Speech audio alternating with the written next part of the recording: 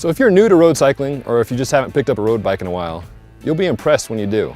Not only are bikes exceptionally light these days, you can get a bike out of the box for 13 pounds, just a handful of kilos. Bikes also now come with electronic shifting. You can get hydraulic disc braking. The options for personalized comfort are nearly endless.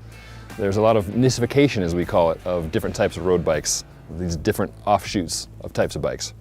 In this video, we'll walk you through the types of bikes, the types of components, and hopefully dial you in for your perfect bike. So when you're thinking about the type of bike that you might get, it helps to think about the type of riding that you like to do. For a race bike, if you like to go fast, you're an aspiring racer, this bike will set you a little bit lower, put your torso in a more aerodynamic position, and get your weight over the front wheel for some quick, nimble steering. For most people, doing longer rides and being comfortable while doing it is important. For that, the endurance road bike is your friend.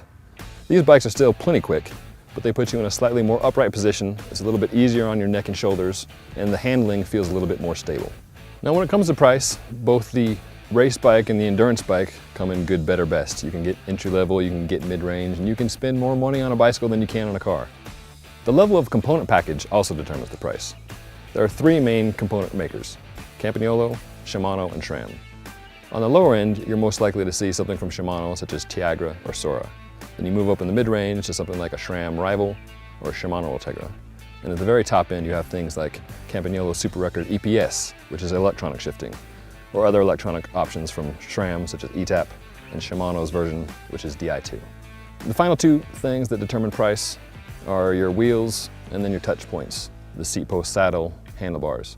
As with the frames, the type of material goes into play here. More inexpensive bikes will have metal wheels, metal handlebars, metal seat posts. The top-end bikes will have these made of carbon fiber. One piece of new technology has the traditional roadies up in arms, and that's been the introduction of disc road brakes to road bikes. Some of the earlier versions were actuated by cables, meaning you pull on the brake levers and a cable pulls the brake. Newer versions are very similar to that in your car or a motorcycle, where a hydraulic fluid engages the brake. You're most likely to find the disc brakes on endurance road bikes, but you're seeing some of them on the more aggressive race road bikes as well. Bottom line is that disc brakes, well, they add a little bit of weight, but they add consistent braking in all conditions. Whether you're going downhill, whether it's sunny, or whether it's pouring rain, you're good to go. One important thing to note is that you can't put disc brakes on any bike. You have to put disc brakes on a disc-specific frame. The other type of bike is a rim caliper bike. Either way, it's a systems approach.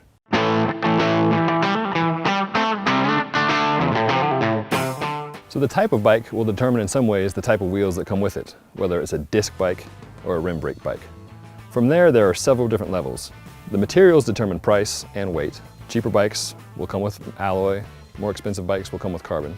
On race bikes especially, you'll see bikes that have tall rims. These are called air wheels, the point being they make you faster. A shallow or short rim, on the other hand, is lighter and therefore better for going uphill, and some people find it to be a more manageable wheel to ride. Bigger is better is a trend we're seeing a lot of in road bikes, and that certainly applies to tires. One cool thing about discs is that it's really opened up your options for tires. You're no longer limited by the width of your rim caliper. Road bikes used to come with 21mm wide tires, or even narrower. Now a 25mm tire is pretty standard on a race bike, and a wider 28 or even a 32 will come on an endurance bike. So why is bigger better? Basically, it's more comfortable. The wider the tire you get, the lower the air pressure you can run, and the more suspension you have. It's pretty impressive the amount of change you can affect on a bike just by changing tires and changing your air pressure. To complicate matters, there are three types of wheels and tires: clincher, tubeless, and tubular. In a clincher, you have a separate inner tube and a tire that hooks into the rim bead.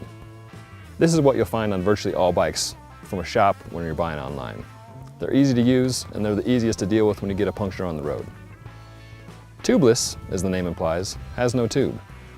This requires a special type of wheel, and sealant inside helps make the system airtight and also can help seal punctures on the fly. The final system is tubulars, which is a self-enclosed system that you glue to the wheel. While you'll see this on virtually all Tour de France race bikes, you will very seldom see this on a consumer bike. Gearing choices continue to expand.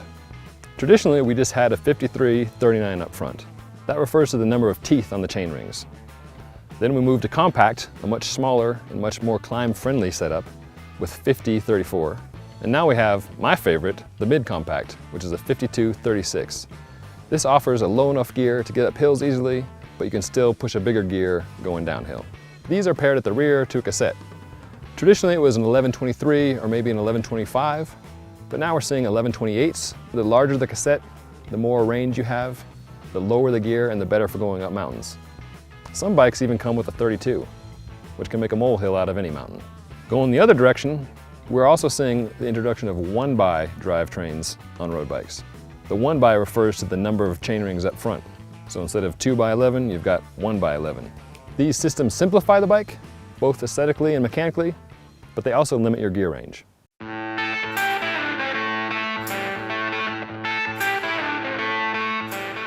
The key to happiness on your road bicycle is comfort, and comfort is determined by your touch points, this being your saddle and your handlebars. Now luckily this is all very adjustable in terms of height, angle, width, etc. So small changes can make a huge difference. It's hard to overstate the importance of a good fit. Even just simple things like raising the shift levers a centimeter or two can make the difference between a long, happy 6-hour ride and going home angry in an hour. When you buy a bike at a shop, they'll be happy to dial you in. Modern road bikes don't come with pedals.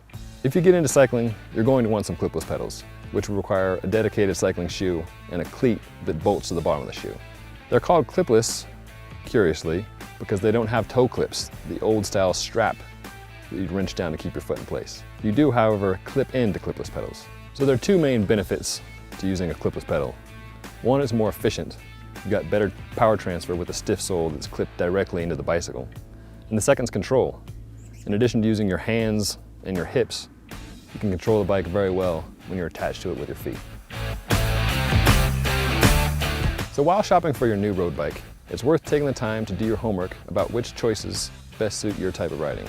While all these new technologies can seem overwhelming at first, keep in mind they're here to make your ride more enjoyable, help you go faster, help you go farther, and do it all with a bigger smile on your face.